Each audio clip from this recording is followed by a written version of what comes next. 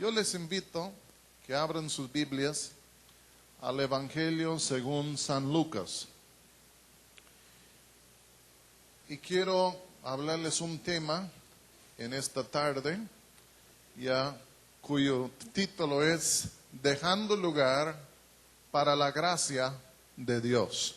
Quiero que lo digan conmigo. Dejando lugar para la gracia de Dios.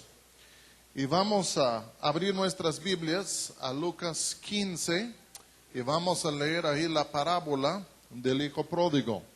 Y de esta parábola vamos a sacar algunas observaciones relevantes al tema anunciado.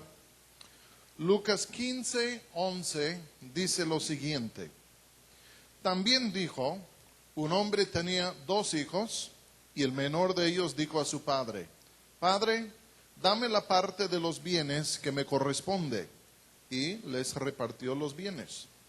No muchos días después, juntándolo todo, el hijo menor se fue lejos a una provincia apartada y allí desperdició sus bienes viviendo perdidamente. Y cuando todo lo hubo malgastado, vino una gran hambre en aquella provincia y comenzó a faltarle. Se fue y se arrimó a uno de los ciudadanos de aquella tierra, el cual le envió a su hacienda para que apacentase cerdos. Y deseaba llenar su vientre de las algarrobas que comían los cerdos, pero nadie le daba. Y volviendo en sí dijo, ¿cuántos jornaleros en casa de mi padre tienen abundancia de pan, y yo aquí perezco de hambre? Me levantaré e iré a mi padre y le diré, Padre, he pecado contra el cielo y contra ti. Ya no soy digno de ser llamado tu hijo, hazme como uno de tus jornaleros. Y levantándose, vino a su padre, y cuando aún estaba lejos, lo vio su padre, y fue movido a misericordia, y corrió, y se echó sobre su cuello, y le besó. Y el hijo le dijo, Padre, he pecado contra el cielo y contra ti, y ya no soy digno de ser llamado tu hijo. Pero el padre dijo a sus siervos, sacad el mejor vestido y vestidle, y poned un anillo en su mano y calzado en sus pies, y traed el becerro gordo y matadlo, y comamos y hagamos fiesta, porque mi hijo muerto era y ha revivido, se había perdido y es hallado. Y comenzaron a regocijarse. Y su hijo mayor estaba en el campo. Y cuando vino y llegó cerca de la casa, oyó la música y las danzas, y llamando a uno de los criados le preguntó qué era aquello. Y le dijo, tu hermano ha venido, y tu padre ha hecho matar el becerro gordo por haberle recibido bueno y sano. Entonces se enojó y no quería entrar. Salió por tanto su padre y le rogaba que entrase, mas él respondiendo dijo al padre, he aquí tantos años te sirvo, no habiéndote desobedecido jamás, y nunca me has dado ni un cabrito para gozarme con mis amigos. Pero cuando vino tu hijo, que ha consumido tus bienes con rameras, has hecho matar para él becerro gordo. Él entonces le dijo, hijo, tú siempre estás conmigo, y todas mis cosas son tuyas. Mas era necesario hacer fiesta de regocijarnos, porque tu hermano era muerto y ha revivido, se había perdido y es hallado. Vamos a orar. Padre, pido que tú bendigas a tu palabra en esta tarde. Hazla pan para nuestros corazones. Señor, dame gracia para poder hablar y da gracia a todos los que están aquí. Y sobre todo lo que pedimos es que tú mismo puedes ser revelado aquí entre nosotros para que podamos percibir un poco más de la gloria tuya. Y en el nombre de Jesús oramos. Amén. Yo creo que casi todos nosotros conocemos a esta historia, tal vez hasta de corazón. ¿Por qué? Porque lo hemos escuchado tantas veces y muchos de nosotros lo hemos vivido. Y entonces al fin de cuentas la parábola del hijo pródigo, pues en sí está muy cerca, yo creo, al corazón de muchos de nosotros. Yo quiero hacer algunas observaciones y llegar al punto principal.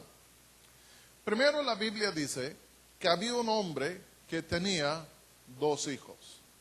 La Biblia no nos dice el nombre de este hombre, no nos dice en dónde vivía, no nos dice cuántos años tenía ni cómo se llamaba su mujer.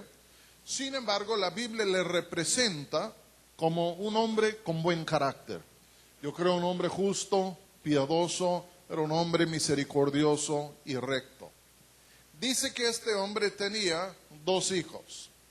Y la Escritura dice que un día el hijo menor vino a él con lo que voy a llamar una petición un poco inusual.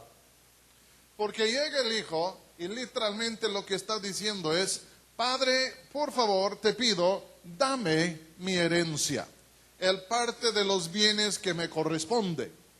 En otras palabras, ni siquiera había muerto su padre, pero de todos modos está pidiendo su herencia. Pues yo no sé cómo tú habrías respondido a esto, pero este hombre aquí respondió por ceder la petición de su hijo.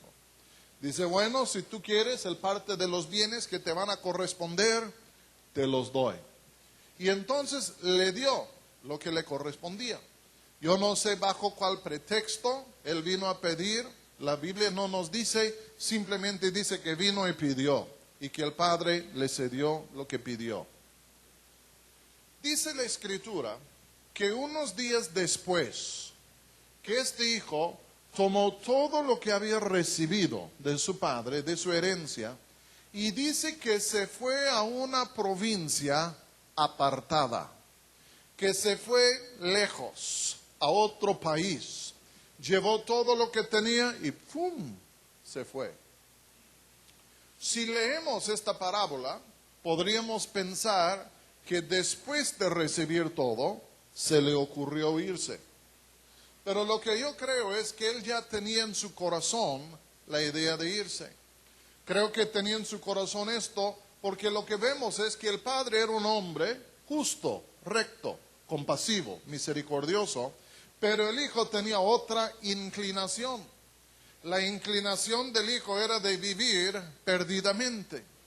Y yo creo que el hijo tenía en su corazón un deseo de salir de la casa de su padre, de poder vivir su vida en la manera que él quería, y sabía que no podía vivir la vida perdida que él quería en la casa de su padre. Y entonces con maña viene y le pide la herencia.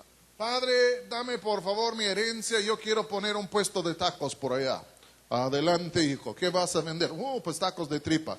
Pues estoy contigo. Pero teniendo el dinero, se va.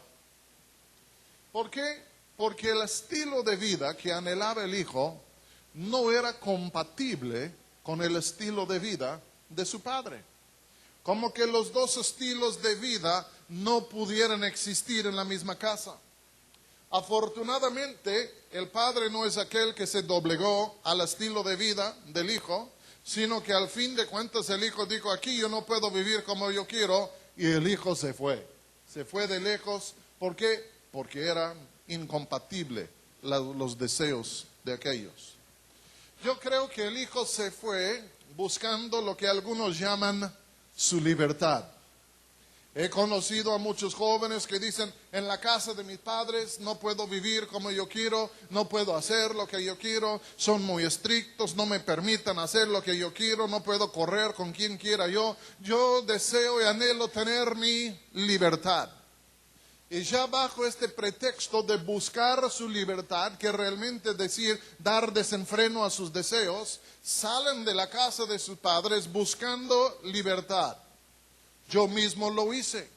Cuando yo era joven y era drogadicto, como que a mi madre no le gustaba. ¿Entienden? No estaba de acuerdo con el estilo de vida que yo quería llevar en su casa. Hasta los sustos que le daba en ocasiones me encontraba inconsciente en el piso del baño, y esto pues ya le sacaba de sus nervios, ¿no? Y al fin de cuentas yo un día dije, yo voy a salir y buscar mi libertad. ¿Cuánto captan lo que digo? Yo salí, este joven salió buscando su libertad. Se fue a una provincia apartada. Otras traducciones dicen lejana. ya lejos, en donde él podría vivir como quisiera vivir. Y la Escritura dice lo siguiente, que mal gastó todo lo que tenía viviendo perdidamente. Él no trabajó por el dinero, él no entendía el valor del dinero, y al fin de cuentas tomó todo lo que su padre le dio y lo malgastó. Y cuando lo malgastó, desafortunadamente dice que vino un gran hambre sobre la tierra. Lo malgastó y de pronto viene un gran hambre y está destituido ahora el pobre muchacho en país ajeno y lejano. Y al fin de cuentas dice que él fue y se arrimó a uno de los ciudadanos de aquella tierra. Se arrimó para pedir trabajo, ya para que pudiera comer. Y al fin de cuentas yo creo que encontró un trabajo que correspondía a sus talentos. Y era que estaba dando de comer a los cerdos. ¿Entiende? Y ahí estaba él dando de comer a los cerdos y tenía tanto hambre que estaba deseando comer lo que estaba dando a los cerdos. Yo creo lo siguiente, que por el hecho que tuvo que arrimarse a este ciudadano y pegarse a él, yo puedo creer lo siguiente, que este hombre era un poco pesado con él, como que ya le controlaba un poco, y bien puede ser que cayó en un régimen peor que lo que era el régimen de la casa de su padre. Yo voy a decir algo, yo tengo un sobrino que amo muchísimo. Pero yo me acuerdo que él decía, ay, en la casa de mi madre, no, pues ya, pues aquí tengo que levantarme, aquí tengo que hacer tal, y ay, entonces yo voy a salir y buscar mi libertad. Voy a unirme a las Fuerzas Armadas. Y mis queridos hermanos, ya cambió el régimen. Afortunadamente encontró a Dios. Pero muchas veces hay algunos que salen de la casa buscando su libertad, yo quiero ser libre, y terminan en la cárcel. Buenos días. Hay otras chicas que dicen, ay, yo quiero salir de la casa de mi padre, yo quiero ser libre, entonces me voy a casar con Brutus. Y ahí se casan con este tipo que parece un príncipe azul, pero es una rana verde de la peor que pueda haber. ¿Cuánto captan lo que digo? Porque cuando somos rebeldes, buscando nuestra libertad, normalmente caemos de la olla al fuego. De Guatemala a Guatepeor. Y al fin de cuentas así pasó con este muchacho. Buscando su libertad, ¡pum!, las cosas le fueron peor. Tenía de socios allá los cerdos. ¿A cuánto le gustaría convivir con cerdos? ¿Nadie? Yo tampoco. Dice, versículo 17. Y volviendo en sí. Como que llegó el día que el muchacho dejó de huir, dejó de resentir todo y volvió en sí. Comenzó a pensar un poco. Y sus pensamientos eran esto, versículo 17. Y volviendo en sí dijo, ¿cuántos jornaleros en casa de mi padre tienen abundancia de pan y yo aquí perezco de hambre? Dice, hasta los trabajadores de mi padre están comiendo mejor que yo. Entonces formuló un plan. Me levantaré e iré a mi padre. En otras palabras, voy a volver. Pero cuando llego le voy a decir, Padre, he pecado contra el cielo y contra ti. Ya no soy digno de ser llamado tu hijo, hazme como uno de tus jornaleros. Ya le nació el plan de volver a casa por la necesidad. Pero sabía que en volver a casa que tenía que humillarse delante de su padre. Y él se volvió con el plan de humillarse delante del padre. Dice, mira, yo he pecado en contra de Dios, el cielo, y también he pecado en contra de ti. Y efectivamente es lo que él hizo. Versículo 20 dice, y levantándose, vino a su padre. Y cuando aún estaba lejos, lo vio su padre de lejos. Y dice, y fue movido a misericordia, su padre, y corrió, y se echó sobre su cuello, y le besó. Y es con esto que el hijo empieza con su discurso. Ya empieza el hijo a decir, Padre, he pecado contra el cielo y contra ti, y ya no soy digno de ser llamado tu hijo. Pero como que el padre no escuchaba. Versículo 22 dice, pero el padre dijo a sus siervos, sacad el mejor vestido y vestidle, poned un anillo en su mano y calzado en sus pies, y traed el becerro gordo y matadlo, y comamos y hagamos fiesta, porque este mi hijo muerto era y ha revivido, se había perdido y es hallado, y comenzaron a regocijarse. Vuelve, se humilla, el padre le recibe con mucho gozo, y ella le va restaurando, le va bendiciendo. Pero, digan conmigo, pero. Versículo 25. Y su hijo mayor estaba en el campo, y cuando vino y llegó cerca de la casa, oyó la música y las danzas. Y llamando a uno de los criados, le preguntó qué era aquello. ¿Por qué están haciendo fiestas? ¿Qué ondas? Versículo 27, y le dijo el siervo, tu hermano ha venido, y tu padre ha hecho matar el becerro gordo, por haberle recibido bueno y sano. Entonces, fíjense lo que dice del hermano mayor. Entonces se enojó y no quería entrar. Salió por tanto su padre para ver, y le rogaba que entrase, mas él respondiendo dijo al padre, he aquí, tantos años te sirvo, no habiéndote desobedecido jamás, y nunca me has dado ni un cabrito para gozarme con mis amigos. Pero cuando vino tu hijo, que ha consumido tus bienes con rameras, has hecho matar para él becerro gordo. Él entonces le dijo, hijo, tú siempre estás conmigo y todas mis cosas son tuyas, mas era necesario hacer fiesta y regocijarnos. El hijo va de lejos, se truena, si podemos decir esto, le va de mal en peor, por fin vuelve en sí, dice, ¿qué hago aquí? Yo debo regresar a la casa de mi padre. Se humilla, va a la casa de su padre, habla con su padre, y su padre estaba tan eufórico, voy a decir, en verlo, que el padre le levanta, le comienza a restaurar hasta que hace fiesta. Pero el hermano mayor vino, y cuando él supo lo que había pasado, que su hermano había venido y sobre el que el padre había hecho fiesta, en vez de entrar él en el gozo de su padre, se molestó en gran manera. Como que el padre le recibió, pero el hijo mayor, molesto, no le quiso recibir. Hace algún tiempo estaba en Sevilla y estaba meditando en esta parábola. Y estaba pensando yo, ¿a qué se debe la diferencia de actitudes entre el hermano mayor y el padre?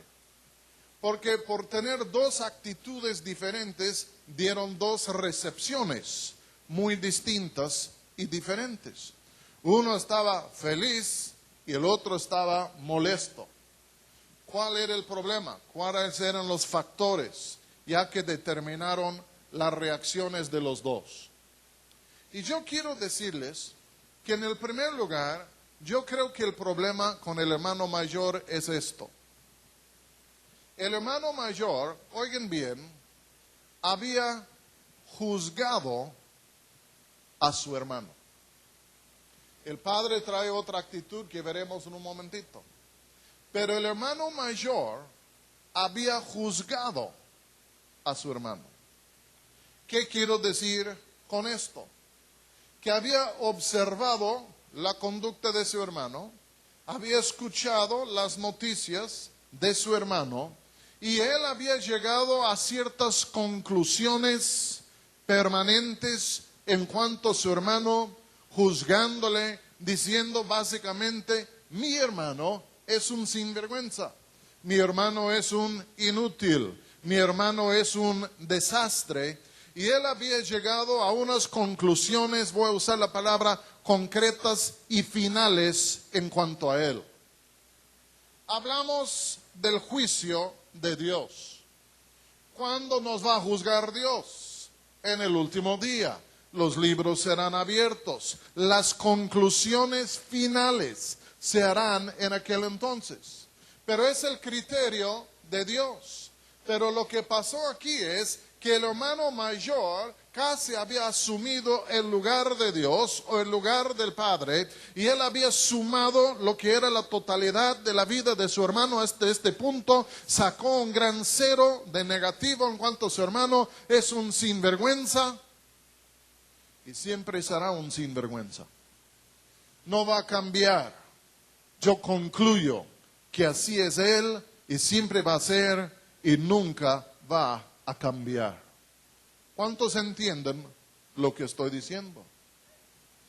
Yo lamento decir que muchas veces yo he caído en la trampa de juzgar a otras personas.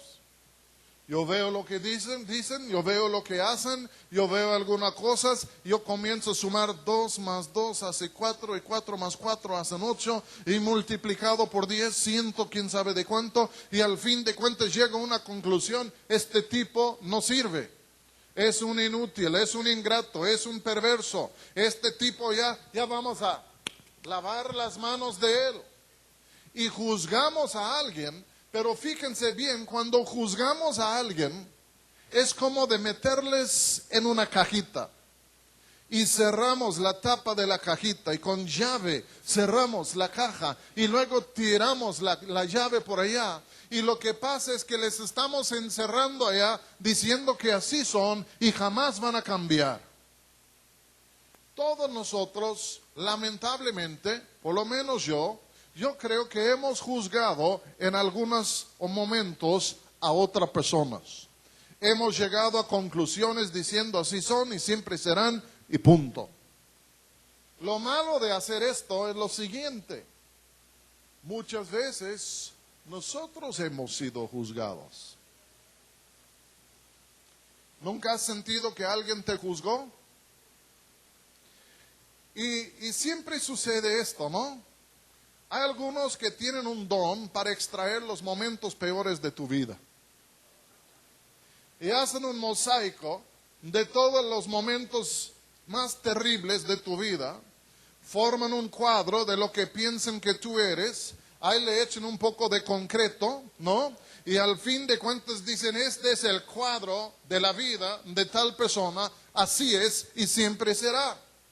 Y tú te pones al lado del cuadro y dices: no creo que me parece tanto. Yo creo que es un poco distinto. Pero ellos solo están viendo el cuadro negativo de tu vida y así piensan que tú eres, así piensan que siempre serás, y además avisan a todos los demás que así es. Buenas tardes. Y tú te topas con este juicio que ha venido sobre ti, que eres un inútil o quién sabe qué eres. Y aunque tú dices: mira, yo he cambiado, no creen. ¿Por qué? Porque tienen encerrado en una cajita. Y es triste cuando alguien nos ha juzgado, porque al fin de cuentas, ¿qué podemos hacer para cambiar su juicio? ¿Por qué? Porque en el hecho que nos juzgaron, ya llegaron a conclusiones de que esta persona es así y esta persona no va a cambiar, y aunque tú digas me cambié, y ni modo, no te creen. Todos nosotros cometemos el error de juzgar a otros. Y ya pues con gusto juzgamos a los demás, pero no nos gusta cuando nos juzgan a nosotros. ¿Sí o no? En alguna manera nos creemos justo en juzgar a los demás, pero creemos que es injusto que a nosotros nos han juzgado. El diablo es muy astuto, ¿se han fijado? Y el diablo es muy astuto. Y muchas veces él viene a nosotros, y oigan lo que voy a decir, viene a nosotros y nos dice: Dios ya te ha juzgado. Dios ya sumó las cuentas de tu vida, Dios ya puso todas las piezas de la rompecabezas, ya las conjuntó y al fin de cuentas Dios a ti también te ha juzgado. Y si el diablo nos dice que Dios nos ha juzgado, inmediatamente perdemos toda la esperanza que teníamos en Dios. Porque decimos, si ya me juzgó, si ya llegó a conclusiones, si las cuentas finales ya se hicieron, ¿qué puedo hacer yo? Hay personas que yo conozco que hasta que han juzgado a sí mismo, que en alguna manera por las regadas y las debilidades que tienen, dicen, bueno, yo soy un burro y siempre voy a ser un burro. Pues que crezcan las orejas, pero mira, hermano, Dios te puede cambiar. Pero yo conozco personas que hasta sí mismo se han juzgado. Pero lo que quiero decir es esto: si creemos que ya hemos caído bajo un juicio, si creemos que otro nos ha juzgado, oigan lo que voy a decir, es como que ya no hay esperanza de cambio. Y yo creo que muchas de las personas que hemos juzgado, que realmente creo que ellos quieren cambiarse. Cuando alguien nos juzga a nosotros, no nos gusta, porque la mayoría de nosotros decimos, bueno, ya me agarraste en un mal día con el don que tú tienes, pero la pura verdad es, yo quiero cambiar. ¿En cuántos matrimonios existe un espíritu de juicio? Tú eres así, siempre vas a ser así, hasta que cuando te mueras vas a ser, hasta en la resurrección vas a ser así. ¿No? Y si en el matrimonio comenzamos a juzgarnos el uno al otro, ¿qué está pasando? No estamos esperando grandes cambios, sino lo que está pasando es que nos vamos separando tantito porque pensamos que todo está en concreto. Aún hay padres que han juzgado a sus hijos. Eres tonto, siempre serás y nunca serás otro. Y ahí están juzgando al hijo y el hijo dice, pues aún si fuera el Einstein, no me van a creer porque me han juzgado. Y hay hijos también que han juzgado a sus papás. La Biblia dice, no juzgues, para que no seáis juzgados. El de juzgar, óiganme bien, es el criterio y prerrogativo exclusivo de aquel que está sentado sobre el trono. Siempre queremos subir al trono y hazte un lado, Señor. Ya llegó el juez número 2, ¿no? Él no se quita de su trono para que tú y yo podamos juzgar. No tenemos todos los datos, no tenemos toda la información, no conocemos la historial, ni pasado, ni presente, tampoco conocemos los motivos. Somos incapacitados para formar un juicio verdadero, pero sobre todo no nos corresponde. Hay un solo hombre a quien le corresponde juzgar y su nombre es Jesús. ¿Entiendan? No es nosotros. Pero una iglesia que se levanta, si quieren aplaudir, aplauden.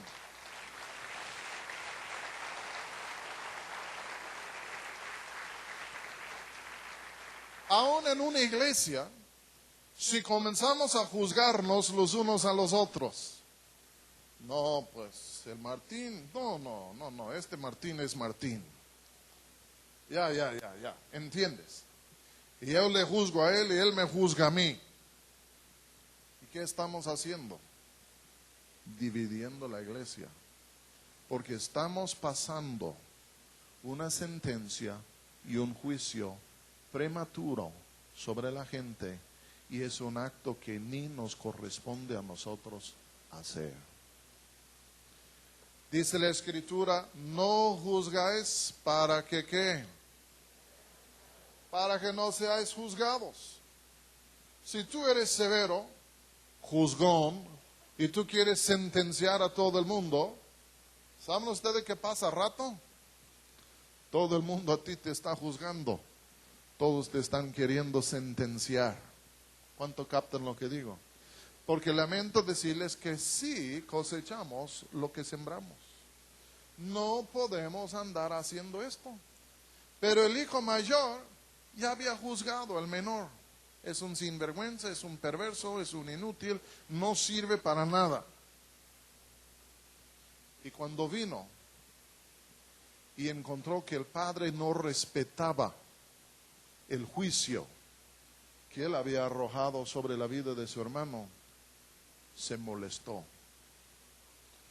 No sé si se hayan fijado en lo que digo, pero hay personas que quieren juzgar a otro.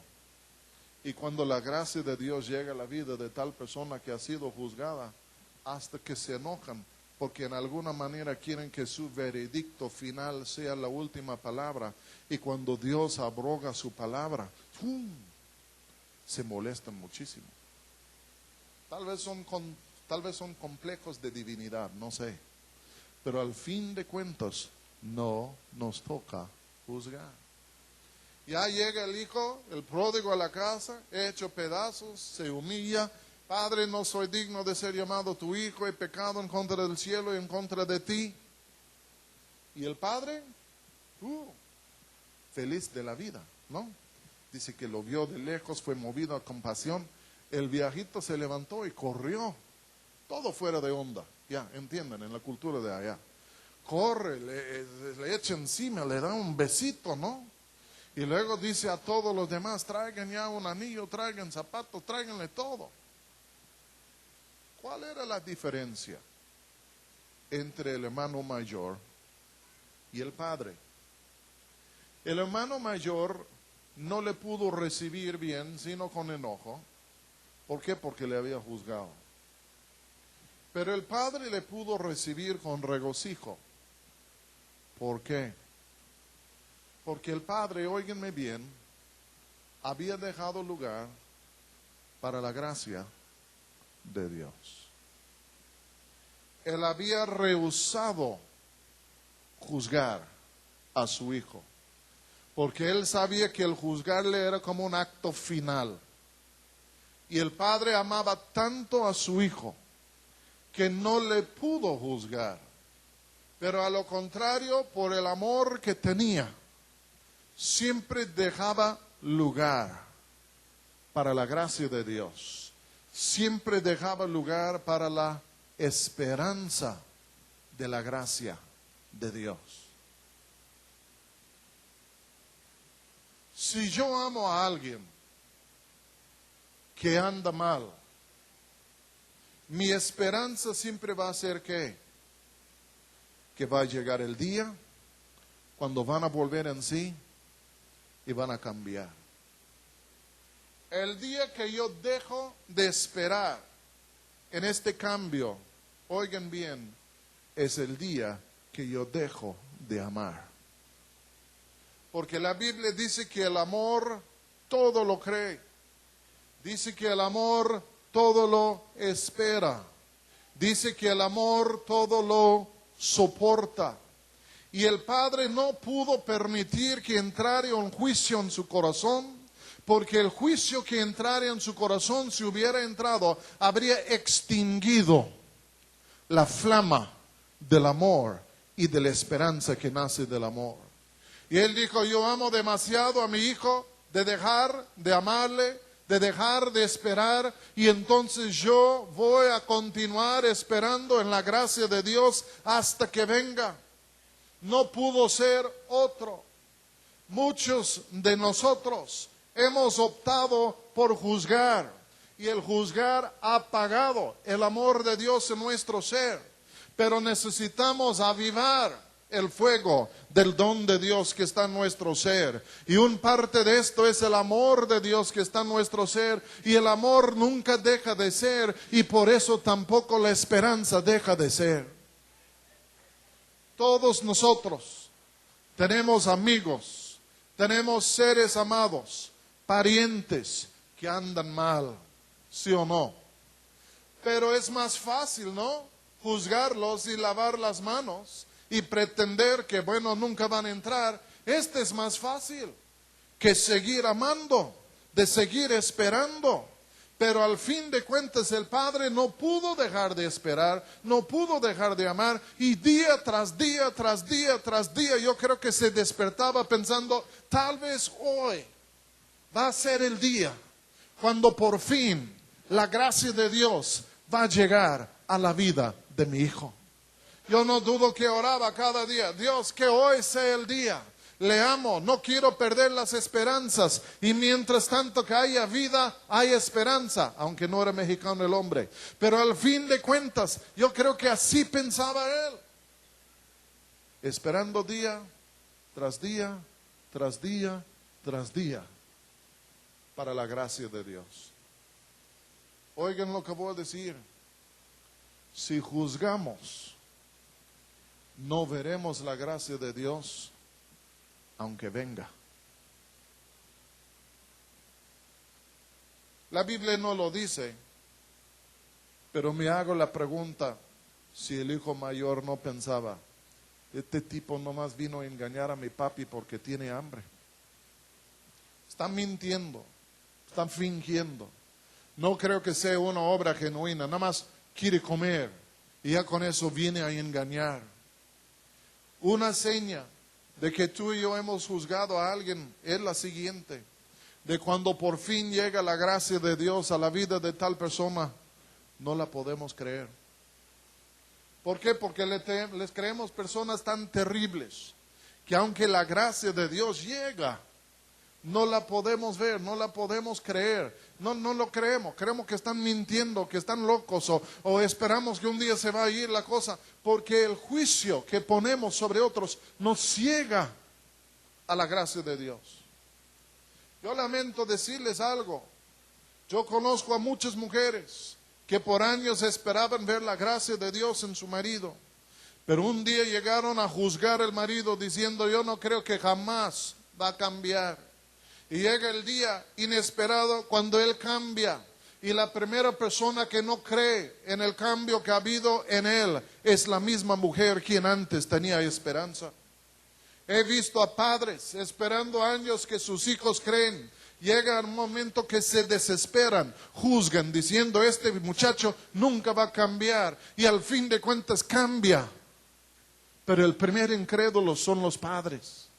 Y de pronto ahí está el hijo, ahí está el marido, puede ser la mujer que recientemente habiendo recibido la gracia de Dios y por fin el cambio que esperaban me ha llegado. No te creo. Eres mentiroso, eres engañoso. A mí no me vas a engañar. Ya apagan muchas veces los celos nuevos que están en el corazón de tal persona. O dicen, ahora es mi momento de venganza y ya le voy a dar. Y al fin de cuentas lo que pasa es una obra genuina se ha realizado.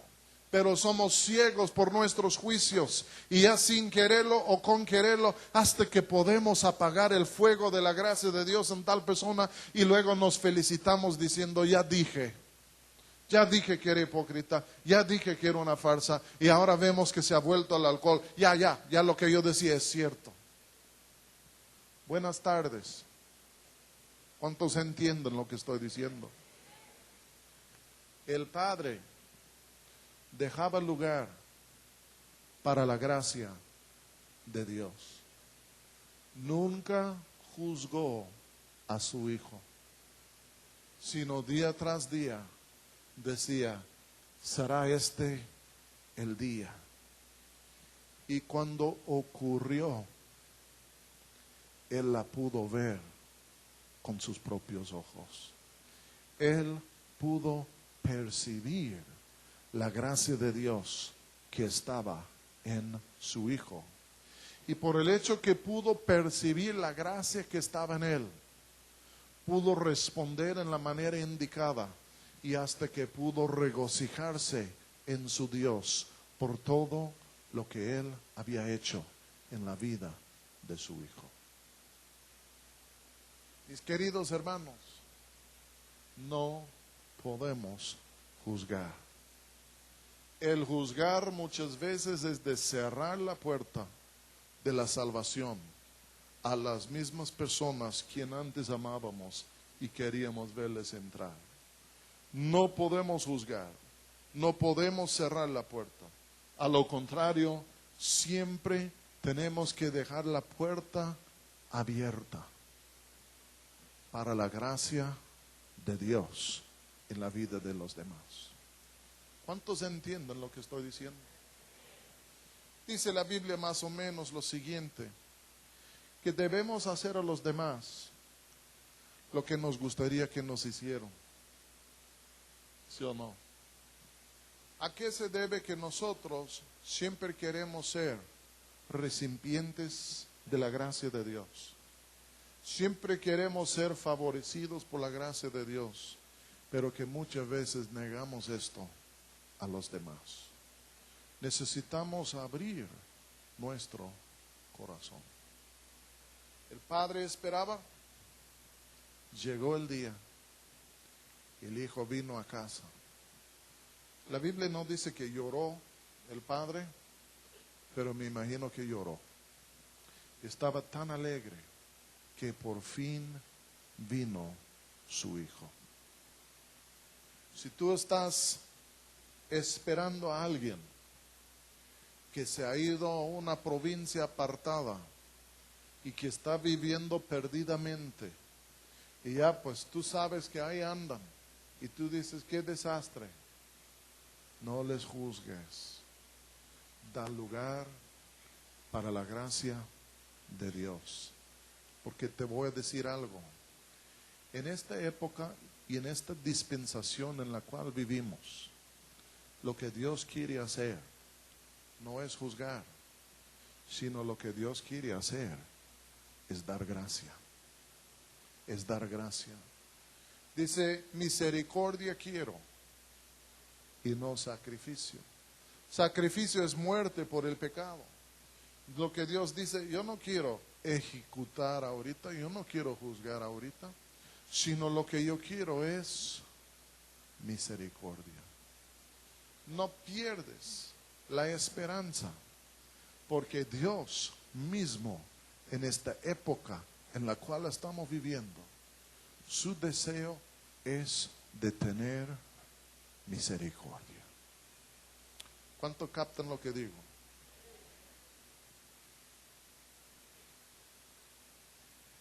El hecho que otros te han juzgado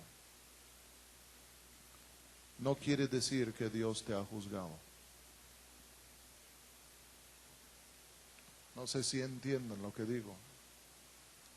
El hecho que otros te han juzgado no quiere decir que Dios te ha juzgado. Y lo que quiere decir es que el cielo todavía está abierto arriba de tu cabeza. Y hay gracia que quiere descender.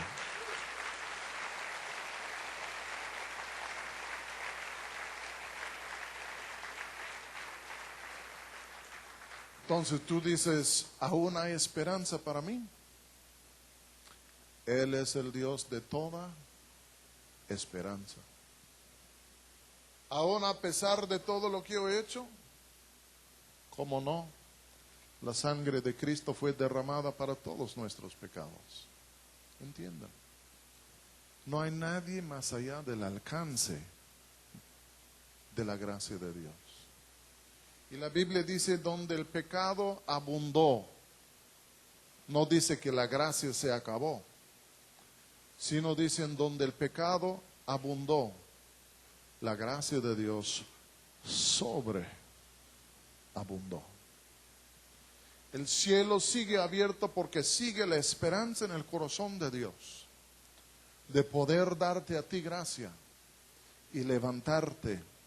Porque óiganme muy bien, ¿saben lo que a Dios le gusta hacer? Levantar al caído, el menesteroso del polvo.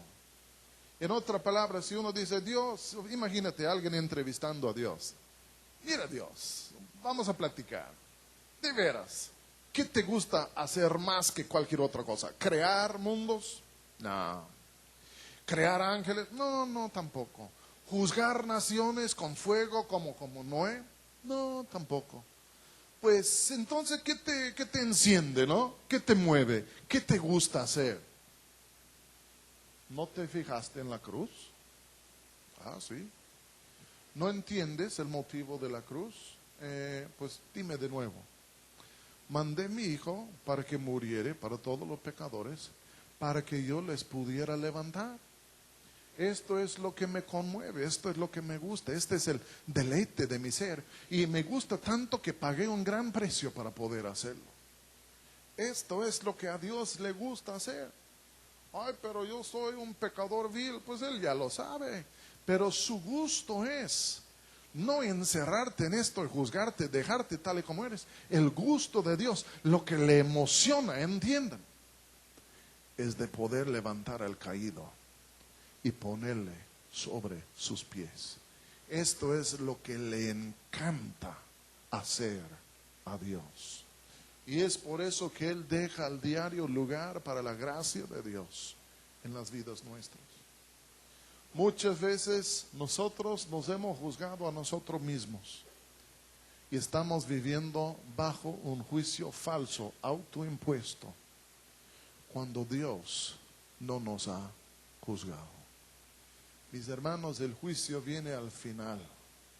Hoy en día es el día de la gracia de Dios, cuando nos quiere levantar.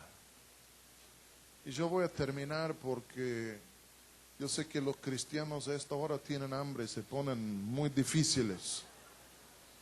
Hasta pobre del predicador que predica lejos domingo en la tarde, porque... Pero quiero decirte algo. Dios, a pesar de lo que sea, no te ha juzgado.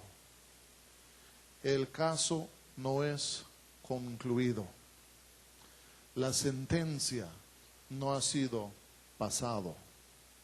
No se ha hecho resumen final de tu vida. Porque Dios todavía está dejando lugar para la gracia de Dios. Y su deleite máximo sería de hacerte de ti un partícipe y un recipiente de esta gracia. Ellos se regocijaron allá cuando llegó el pródigo. La Biblia dice que cuando un solo pecador se arrepiente, todo el cielo se pone de fiesta. Y los cielos solo reflejan su gozo.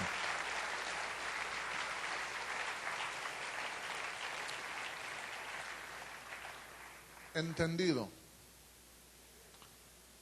Vamos a ponernos en pie y vamos a orar.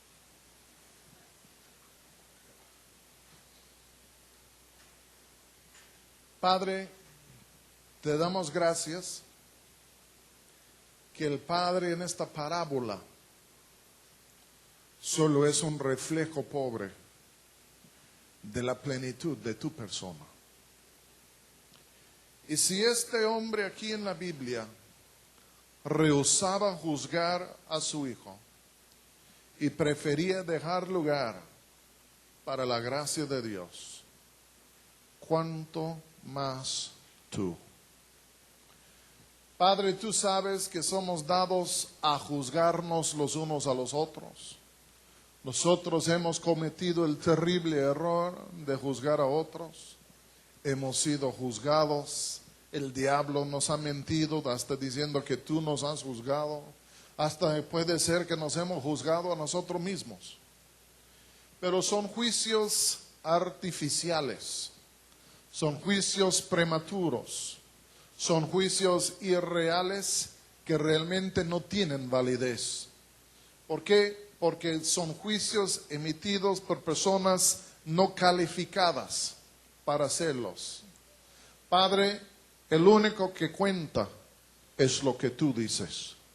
Y Padre, el día de hoy estamos viviendo en el día de la salvación.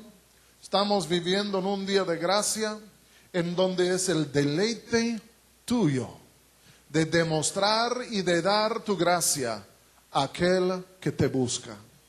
Gracias que tal como aquel hombre dejó lugar para la gracia de Dios, que aún tú, Padre, estás dejando lugar sobre nosotros y nuestras vidas, lugar para la gracia de Dios. Padre, yo pido por algunos que están aquí el día de hoy. Tal vez han sido juzgados por otros, se sienten encajonados, se sienten que no pueden romper los muros de los juicios que están a su alrededor. Padre, pido en el nombre de Cristo Jesús, quita, Señor, el techo de esta celda en donde viven, para que puedan alzar sus ojos y ver tu rostro y la gracia de Dios que está sobre ellos. Y dales, Padre, el poder responder a la gracia tuya. Porque, Padre, si tú nos cambias en tu gracia, tú crees en el cambio que ha sucedido en nosotros. Si otros están ciegos por sus prejuicios, bueno, ni modo, tú tratarás con ellos. Pero hay lugar para la gracia de Dios.